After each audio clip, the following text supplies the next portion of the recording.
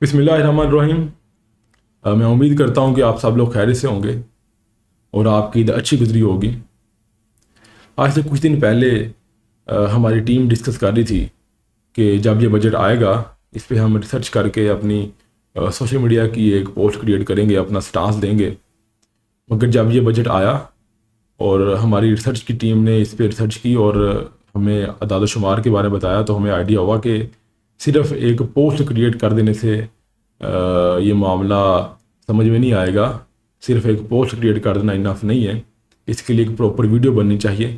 اس میں ہم لوگوں کو بتائیں کہ کیا کیا بلنڈرز گورنمنٹ نے اس بجٹ میں مارے ہیں۔ جس طرح یہ گورنمنٹ اس بجٹ کو پریزنٹ کر رہی ہے کہ یہ ایک بہت بڑا ریلیف ہے عوام کے لیے، ہمارے مطابق یہ کوئی ریلیف نہیں ہے، یہ بہت بڑی تکلیف ہے عوام کے لیے، جس میں 50% سے زیادہ جو بجٹ ہے وہ قرضوں کی ادائیگی، سود کی ادائیگی کے لیے سائڈ پہ کر دیا گیا ہے۔ اور مسئلہ یہ نہیں ہے کہ یہ قرضے ہم کیوں واپس کر رہے ہیں، مسئلہ یہ ہے قرضے لیے کس نے ہیں، قرضے گئے کہاں پہ ہیں۔ یہ ان کرپٹ سیاستدانوں نے لیے ہیں اور اشرافیہ پہ یہ قرضے لگے ہیں۔ اب عوام اس کی ادائیگی کیوں کرے؟ یہ جو آپ اتنے ٹیکس انکریز کر رہے ہیں، پیٹرول پہ، آپ ڈفرینٹ اشیاء پہ ٹیکس انکریز کر رہے ہیں، آپ آئی ٹی پہ دیکھیں، آپ جو آپ نے ریسنٹلی ای کامرس پہ 18% کا ٹیکس لگایا ہے کیش آن ڈلیوری پہ، یہ آپ کا بہت بڑا بلنڈر ہے۔ جتنی یوتھ آنے والے وقت میں بزنس کی طرف آ رہی تھی، جاب سے نکل کر کچھ لوگ کوشش کر رہے تھے کہ وہ ای کامرس کا کام کریں، آپ نے جو بلنڈر مارا ہے اس کے بعد آپ نے نوجوانوں کی کمر توڑ دی ہے، جو آنے والے وقت میں ایک بڑا اثاثہ بننا تھا۔ اب آپ وہی سیم چیز چاہتے ہیں کہ لوگ اگین جو فزیکل شاپس موجود ہیں ان کی طرف جائیں، وہاں سے آپ کو ٹیکس نہیں ملنے والا، وہاں آپ کو جتنی بھی لوگوں کو آمدنی ہوگی وہ کیش میں ہوگی، آپ کو پتہ لگے گا کہ وہ ٹیکس ان سے لینا کیسے۔ یہاں تو پھر بھی آپ ای کامرس پہ 4-5% سیل ٹیکس لگا سکتے تھے ریونیو پہ، بٹ جو آپ نے کیا ہے کہ لیٹس سے اگر کوئی پرسن 1 لاکھ سیل کرتا ہے تو 18,000 وہ آپ کو دے۔ کیا 1 لاکھ پہ 18,000 بچتے بھی ہیں؟ یہ آپ نے سوچا ہے اس پہ کہ یہ آپ کیا کر رہے ہیں؟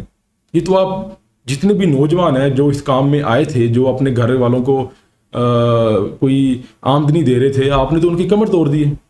اب یہ جو ٹیکس آپ لے رہے ہو، مسئلہ یہ نہیں ہے کہ آپ ٹیکس لے رہے ہیں، مسئلہ یہ نہیں ہے کہ ٹیکس ہونا چاہیے یا نہیں، پوری دنیا پہ یہ ٹیکس ہوتا ہے، پوری دنیا میں ممالک میں ٹیکس لیا جاتا ہے، مگر مسئلہ یہ ہے کہ آپ کیا اس ٹیکس کے حقدار ہیں؟ آپ کو ٹیکس کیوں دیا جائے؟ کیا آپ سیکیورٹی پرووائڈ کرتے ہیں ہمیں؟ کیا آپ ہمیں فری بجلی دیتے ہیں؟ کیا ہمیں فری ایجوکیشن ملتی ہے؟ کیا ہمیں فری ہیلتھ ملتی ہے؟ یہاں پہ غریب کو کھانا نہیں ملتا، وہ بھوکا سو رہا ہے، وہ خودکشیاں کر رہا ہے، اور آپ یہاں پہ ٹیکس لے رہے ہیں۔ اور ٹیکس بھی کن پہ؟ جو مڈل کلاس یا پور کلاس لوگ ہیں ان سے آپ ٹیکس لینا چاہتے ہو۔ جو بڑے بڑے مافیاز ہیں، جو بڑے بڑے ایلیٹس ہیں، ان سے آپ ٹیکس لیتے نہیں ہو۔ آپ نے گورنمنٹ پہ جو ہے وہ اپنی آمدنی، گورنمنٹ کے جو اخراجات ہیں وہ انکریز کر دیے ہیں، اینڈ جو ریلیفس ہیں وہ آپ نے ختم کر دی ہیں۔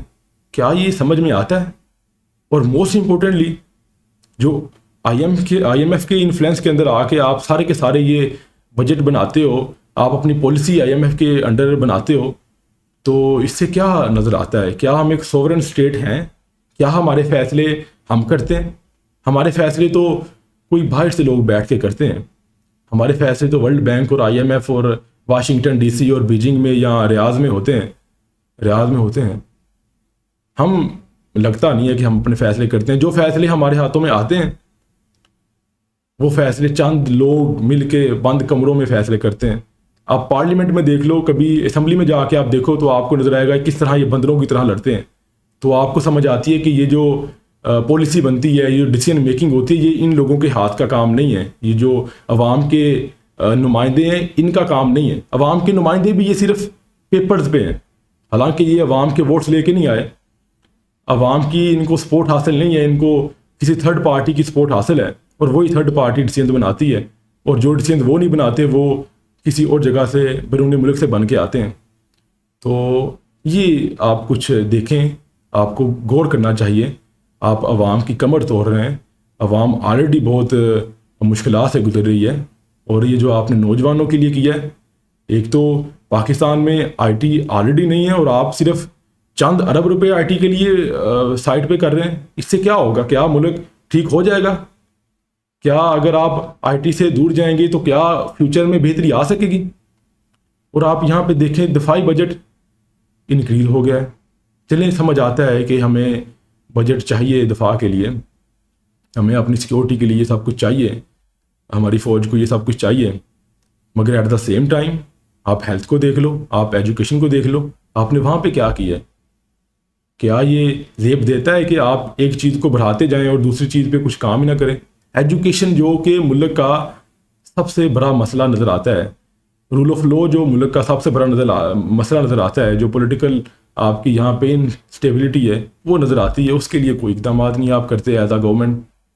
بجٹ تو ایک الگ بات ہے، but again as a United Pakistan movement ہم اس بجٹ کی کئی چیزوں کے کو اپوز کرتے ہیں، اینڈ امید کرتے ہیں کہ اس بجٹ کے بعد جو ہماری عوام ہے اس کو تھوڑا سا آئیڈیا ہو کہ یہ کیا ہو رہا ہے ملک میں، اور ہم سب مل کے اس کے لیے کچھ کر سکیں. مگر ابھی کے لیے جو حالات ہیں وہ ایسے نظر آتے ہیں کہ بہت مشکل ہے، مگر انشاءاللہ ہم نے یہ تحریک کا جو آغاز کیا ہے، ہم اس سسٹم کی بہتری چاہتے ہیں، ہم اس سسٹم کے خلاف قوم کو اکٹھا کرنا چاہتے ہیں.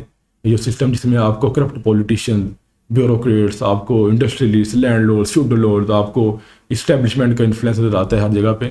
اس سسٹم کی بہتری کے لیے ہم نے اپنی قوم کو اکٹھا کرنا ہے، اور مجھے امید ہے کہ انشاءاللہ ہم مل کے یہ سب کر سکتے ہیں. اپنا خیال رکھیے گا. اللہ حافظ.